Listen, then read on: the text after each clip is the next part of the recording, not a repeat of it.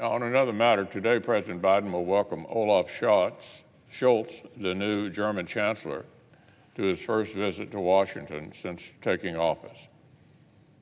Germany is a crucial ally of the United States. Tens of thousands of U.S. service members reside in Germany, contributing to the collective security of the NATO alliance.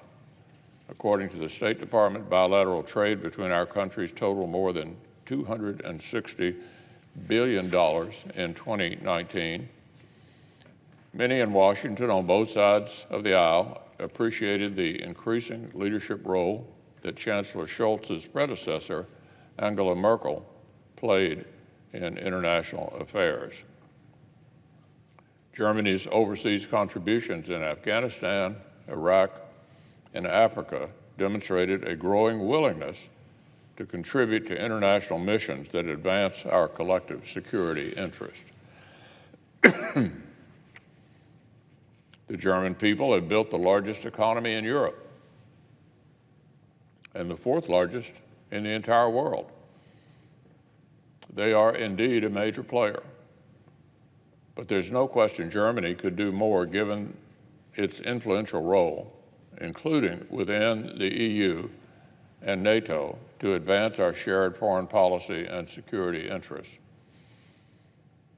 Back during the Cold War, the West German military was truly a capable fighting force. But Germany's military has been allowed to atrophy in the decades since. Today, it lags behind the state of the art and suffers from shortfalls in readiness and regular maintenance. Germany endorsed the 2014 NATO pledge to commit 2% of its GDP to defense and 20% of that defense spending toward modernization by 2024. But it has taken very few credible steps to meet that pledge. Meanwhile, threats to the alliance have only grown since 2014. Russia's and China's decades-long modernization efforts made it clear that 2% will not suffice for NATO to meet these growing challenges. Here in Congress, we have demonstrated our commitment to NATO and to Europe's security. We hosted Jens Stoltenberg for a joint address to Congress 3 years ago. We have included measures supporting America's presence in Europe in our annual defense bills, including significant investments in our European Deterrence Initiative. So I hope that Chancellor Scholz will reciprocate and take this opportunity to reassure us about Germany's commitment to NATO and our collective defense.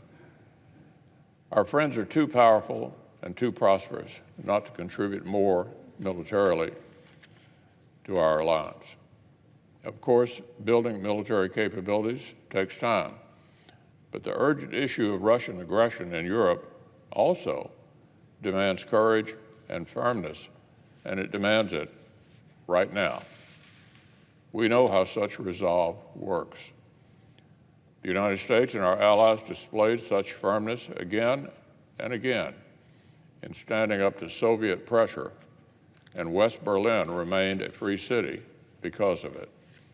Chancellor Scholz has plenty of tools at his disposal to join his allies in seeking a strong signal to Putin that aggression against Ukraine would carry a tremendous, tremendous cost.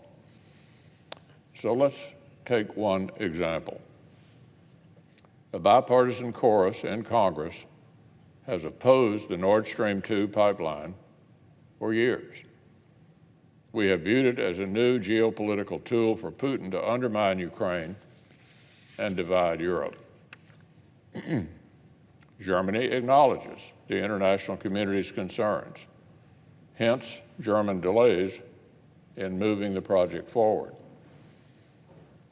It would be a powerful demonstration of German leadership for Chancellor Scholz to declare firmly and simply that Russian escalation in Europe will result in the termination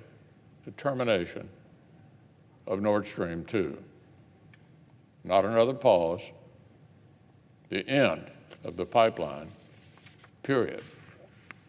Likewise, it would send an important message if Chancellor Scholz commits, like other NATO allies have done, and like his own predecessor's national security advisor just recommended, that Germany will help Ukraine with legitimate military capabilities so that it can better defend itself against aggression. So in conclusion, Madam President, Germany has been an important pillar in NATO and a strong ally of the United States, literally for decades. We welcome the new Chancellor to American soil. The time is now for Germany to stand up and protect the peace and defend the stable Europe that modern Germany itself